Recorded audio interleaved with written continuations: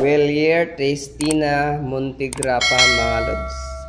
Alloy frame, carbon yung fork. Sa group set niya, naka Shimano 105 group set. 2x11 speed mga lods. Prologo yung saddle. Napakaganda oh. Kinis pa. Richie yung ano niya. Set post, alloy. Montigrappa. Yan. FSA yung ano niya, headset. Richie naman yung stem niya, alloy. Sa drop bar niya, yan, Richie na rin, alloy. Shimano 105 5800 series ito mga lods, naka 2x11 speed. Carbon fork mga lods, carbon Lodi. External cabling pa siya. Clutch 105, yan o.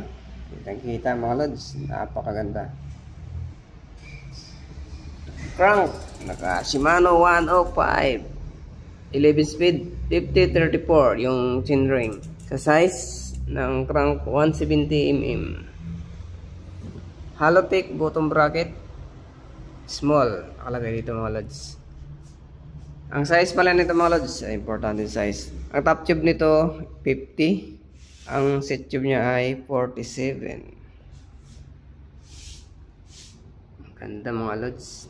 Napakaganda. Yan, 105 RD niya.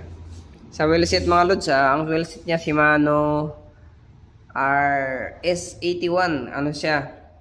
Alloy carbon. Yung wheel set mga lods. Combination niya ng carbon at saka alloy. Siyempre, ganda din yung ano niya. Hub. RS81. Yan o. Napakaganda mga lods. Sa gulong, naka Panarese Race 700 by 23C. Yan o. Carbon to mga lods ha. Yung ano niya. Alloy carbon tong rim. Ang ganda nito mga lods. Oh.